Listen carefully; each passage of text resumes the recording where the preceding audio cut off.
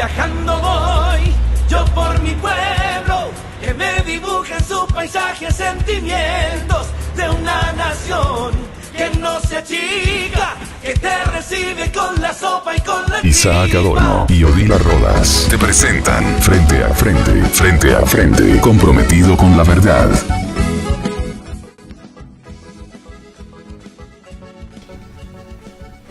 Continuamos aquí con la entrevista al señor Carlos Zárate, es el dueño de aquí de Planeta Verde, que nos recibe el día de la fecha hasta su local, hermoso local por cierto. Luego estamos recorriendo y ustedes están viendo las imágenes de este hermoso lugar, en donde vamos a pasar a la consulta de que estamos en invierno ahora mismo, señor Carlos. ¿Cuáles son las plantas recomendables para la jardinería y de qué manera tenemos que cuidar nuestras flores, nuestras plantas en esta época del año? Muy bien, pues bien, en realidad porque estamos en invierno no implica que no podamos tener un jardín lindo o no podamos hacer una plantación buena, ¿verdad? La plantación de flores se puede hacer los 365 días del año, eso implica las 4 estaciones, ¿verdad? Entonces, si en realidad flores de estación vienen, por ejemplo, puedo citar algunos como lo que más la gente está familiarizado, digamos, en la casa, que son las petunias, también tenemos las rosas, tenemos el labio de señorita, que son las impatiem, tenemos el botón de oro, que normalmente la gente siempre se acuerda y dice, aunque sea botón de oro, ¿verdad? Lo más común, digamos. Entonces se puede hacer cualquier época, cualquier día, no importa el frío, no importa la estación. Muchas veces ese temor de el temor del frío, el temor de las heladas, pero por más que sea áreas pequeñas, entonces se puede resguardar eso, se puede evitar, entonces digamos que llegue a punto de congelamiento, y todo se puede hacer, ya sea por ejemplo tener un jardín forestal, tener un jardín clonal, tener un jardín de ornamentales o también de plantas arbustivas, que son las flores, ¿verdad? De todo tipo se puede hacer, por más que estamos en invierno, sí se puede hacer. De Planeta Verde brindan también el servicio para decoración de interior y exterior en jardines.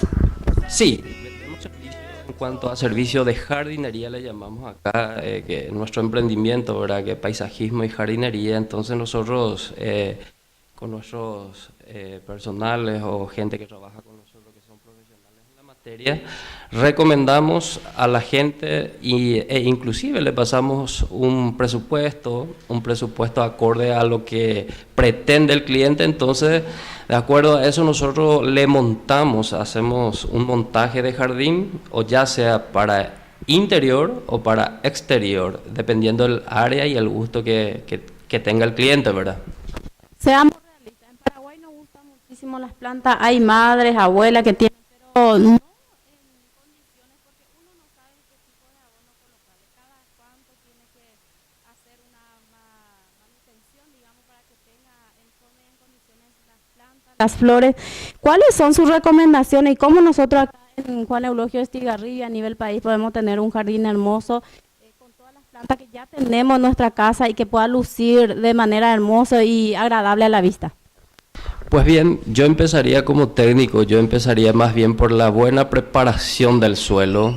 Ese es el secreto realmente, porque no importa que tengamos mucho abono si el suelo no está preparado, ¿verdad? Entonces, la preparación del suelo es fundamental para que el abono después, la incorporación del abono que se pueda hacer, para que pueda después empezar a reaccionar y realmente ser útil a las plantas. Entonces la preparación es fundamental.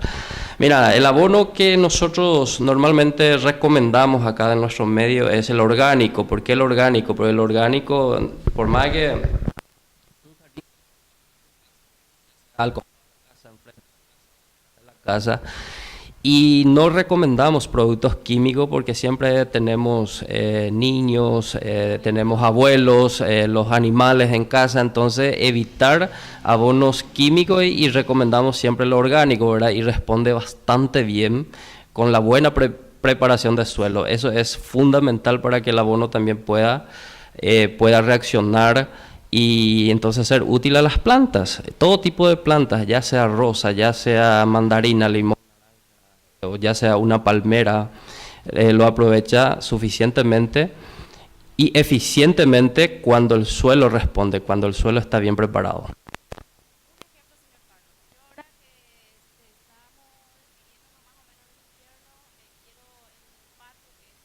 Amplio, sembrar flores para el verano, para que luzca bien. De momento está lleno de pasto, tengo que trabajar. ¿Cómo debo preparar ese suelo? Usted me habla de que el secreto está, todo está, el secreto en realidad está en la preparación del suelo. Entonces, ¿cómo lo llevo a cabo eso? La preparación empieza con empezar a cómo técnicamente el suelo para que se ablande un poco, porque sería entre los 30 a 40 centímetros de profundidad. ¿Por qué? Porque las raíces son tan diminutas, tan sensibles, que muchas veces no se puede desarrollar cuando encuentra un suelo duro, un suelo compacto, entonces no puede penetrar. Y cuando la raíz no se desarrolla, lógicamente que la planta también no se desarrolla. ¿Por qué? Porque la boca de la planta sería la raíz. O sea que todo tipo, ya sea agua, o algún tipo de compuesto natural o elementos naturales que la planta podría aprovechar en el suelo, resistencia al suelo, que es la compactación, ¿verdad? Entonces, en primer lugar sería ablandar un poco ese suelo. En segundo lugar, si de repente podemos utilizar algún tipo de mejorador de suelo, que sería un cal agrícola, por ejemplo, que es muy barato acá en nuestro medio, que estaría entre los 700 800 guaraní el kilo nomás, más o menos, y que se utiliza muy poco por cada metro cuadro, aunque sea el famoso, como dice la gente o nuestros abuelos anteriormente, aunque sea tanimbú, dice la gente, ¿verdad? Ceniza, ¿verdad? Utilizar, esparcir, incorporar al suelo para que actúe como un mejorador del pH, porque el pH muchas veces actúa o influye de manera muy negativa sobre las plantas, más todavía cuando las raíces están muy sensibles, ¿verdad? Entre los 30, 40 días, más o menos después del trasplante.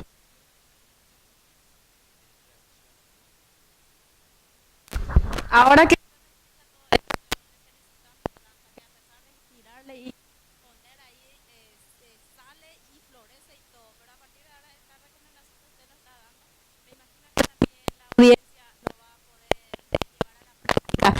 ¿qué recomendación nos daría para tener plantas de interior? Vemos aquí en su oficina una hermosa palmera que es de interior y muchas veces queremos, pero no sabemos si es adecuada esa planta para meter en el interior. También está la famosa planta de media sombra y lo que es para el jardín, por ejemplo. Las recomendaciones, ¿cuáles serían para esos tres tipos de plantas? Sí, mira, en realidad las plantas ornamentales vienen encuadradas justamente de la forma como dice usted, para interior, para sol y también para bajo techo, para sombra, ¿verdad? Nosotros le conocemos a ese tipo de plantas como plantas umbrófilas. ¿Qué son las plantas umbrófilas? Son las plantas que necesitan netamente de sombra. Por ejemplo, la yerba mate, que es originario de acá de Paraguay y que normalmente nace en el monte, crece en el monte y se cosecha en el monte. Hoy día ya estamos explotando ya en el sol, ¿verdad? Pero con muchos problemas posteriores después de la plantación, ¿verdad? Tenemos ciertamente plantas que se acostumbran, pero le cuesta mucho acostumbrarse. Entonces, lo que normalmente tenemos plantas ornamentales que son específicamente luego ya para lugares bajo techo o lugares, digamos, donde no penetra el sol. Entonces a eso le conocemos como plantas para sombra, ¿verdad? Entonces, si yo tengo una planta, una palmera, como lo dice usted, una palmera para sombra, su hábitat es bajo sombra luego. Entonces, por más que yo le tenga acá en un lugar cerrado, entonces está en su hábitat, le gusta. Entonces, los cuidados que yo le doy acá es agua que no va a recibir del medio ambiente, solamente si yo le proveo, ¿verdad? ¿Por qué? Porque no está bajo techo, entonces no va a poder recibir de la naturaleza. Entonces solamente le doy agua y el abono lo tiene una plantera, ¿verdad? Entonces, de acuerdo a eso va creciendo y tiene todas las exigencias nutricionales que desea la planta, lo encuentra en esa plantera, ¿verdad? En contacto con la humedad. Esta consulta que le voy a hacer hace años que vengo pensando y teniendo en la punta de la lengua, ahora voy a aprovechar que me vino en la cabeza para poder hacerte esa consulta. Años anteriores, ahora ya muy poco, en cada casa se veía planta de mandarina, de naranja, de limonero. Hoy en día producen muy pocos esas frutas. ¿Cómo se puede cuidar? También tiene la mancha negra en la hoja y no dan buenas frutas. ¿Cómo puedo recuperar esa planta o sí se va a perder? Porque recorriendo en varios campos, en diferentes barrios, veo que se van secando esa planta. ¿Qué necesita? ¿Cómo podemos recuperar otra vez y en cada casa tener una planta de naranja, mandarina como lo tenían nuestros abuelos y nuestros padres? Sí, Odila, en el caso de los cítricos específicamente, hay un historial, yo creo que hay que remontarnos otra vez, digamos, 10, 15 años atrás, y vamos a hacer una mega culpa.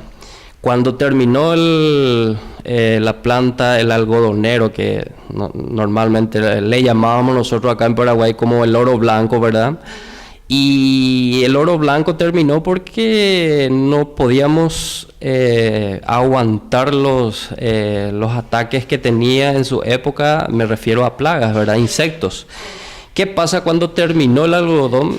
Empezó a parasitar a los cítricos, empezó, por ejemplo, el picudo, que era específicamente y netamente una plaga del algodón, hoy día está parasitando a nuestros cítricos, ¿verdad? Y yo, como técnico, le doy justamente la causa a los insectos. ¿Por qué? Porque los insectos son los vectores, son los que transmiten la enfermedad. Como me decía usted, la fumagina, el color negro que el color pardo y negro que le empieza a agarrar a la planta, entonces ese color negro es una sintomatología nomás. Es una sintomatología de que la enfermedad se llama fumagina. ¿Y cómo vino la fumagina ahí? A causa de las heridas mecánicas producidas por los insectos, ¿verdad? Ahí empezó justamente a encontrar la facilidad de parasitar entonces a las plantas de cítrico, la fumagina, y empezó a parasitarlo.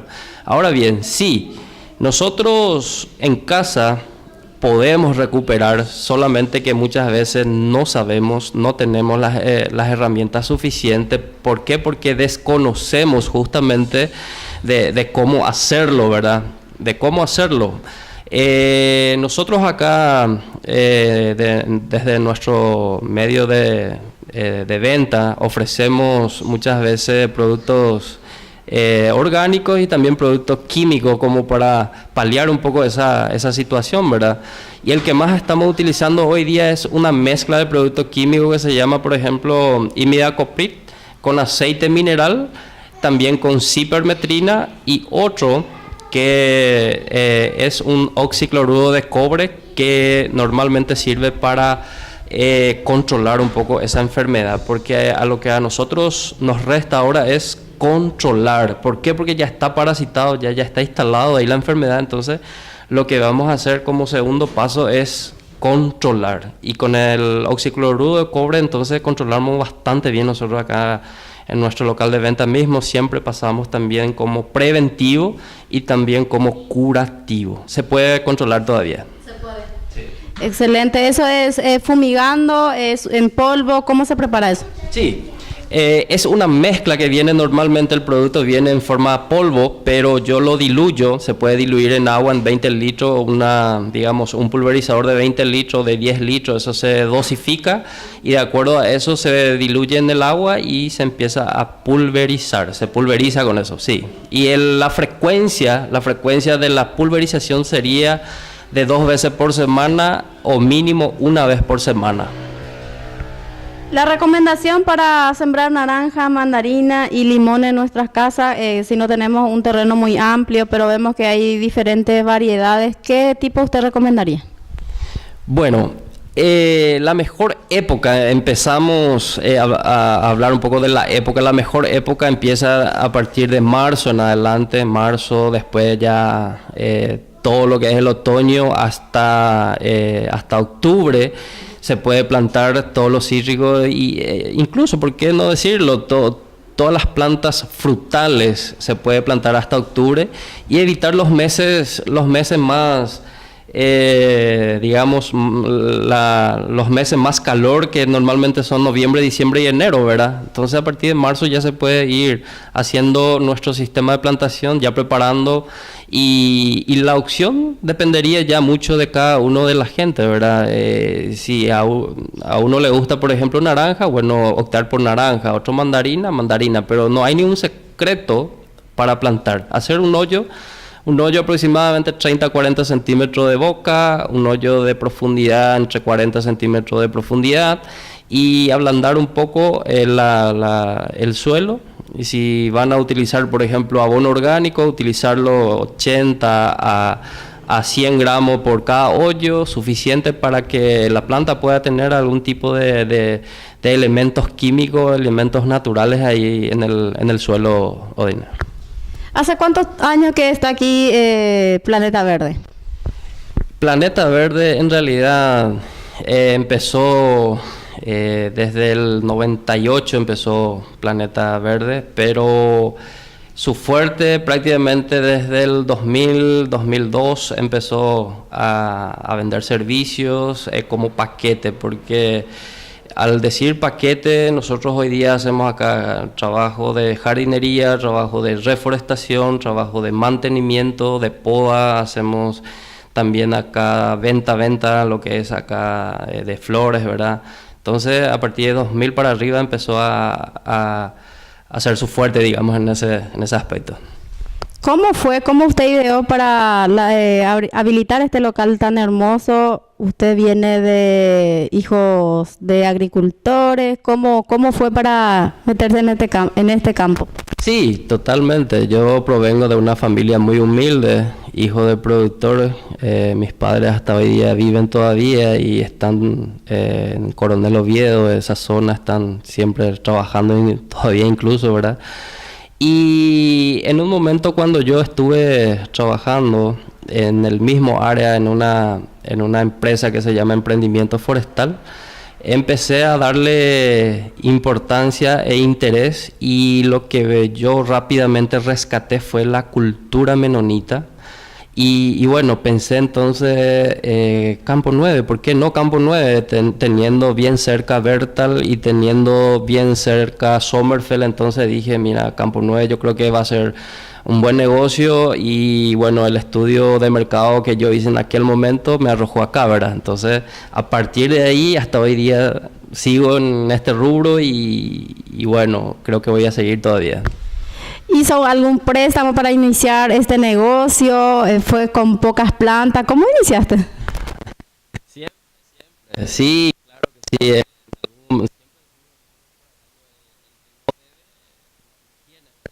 sí. Entonces, claro, desde aquel momento me endeudé y hasta hoy día sigo siendo deudor todavía. Desde aquel momento.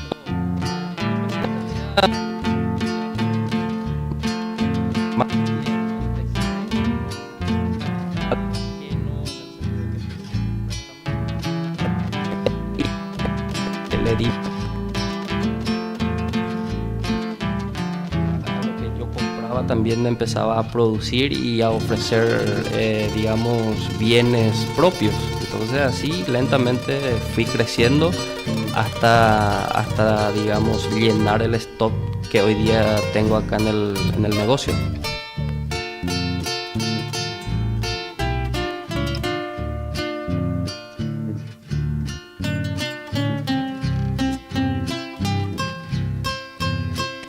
La sociedad también es muy importante. Los jóvenes que muchas veces piensan demasiado y por temor no se lanzan. Sabemos que para lograr esto tenés que ser perseverante y seguir luchando. ¿Qué mensaje le daría a la población en general? Sí, realmente, como usted ya lo ha dicho, yo lo repito, hay que ser constante, hay que ser perseverante. Entonces la perseverancia justamente es lo que le indica el camino a uno como para que pueda llegar al éxito. Y bueno, digamos, despertar del letargo que muchas veces estamos y decir, mira, yo puedo. Y bueno, me tengo que esforzar porque esto siempre implica una responsabilidad extra, ¿verdad? Entonces, no porque yo estoy prestando servicio a otra gente, no voy a poder. Entonces hay que animarnos y bueno, ser humilde por sobre todas las cosas y, digamos, la responsabilidad por sobre todas las cosas también. Eso es lo que yo siempre rescaté, porque si uno no es responsable, nadie le da trabajo. Entonces, si no hay fuente de trabajo, siempre se dice que uno no va, ¿verdad? Entonces, por ahí viene la mano. Ese es el mensaje que yo puedo darle a los jóvenes hoy. Muchísimas gracias por recibirnos en su local aquí en Juan Eulogio Estigarribia, Planeta Verde. ¿Algo más que quiera agregar a la amable audiencia? Por favor, el agradecido soy yo. Al contrario, siempre les invito a las veces que ustedes quieran. Yo estoy por acá siempre y gracias por el espacio. Y en donde yo pueda, siempre voy a estar aportando lo poco que yo puedo, ¿verdad? Lo poco que yo sé, ya sea en conocimiento, ya sea en servicio, ya sea en lo que pueda. Yo no voy a tener ningún problema, entonces el agradecido acá soy yo.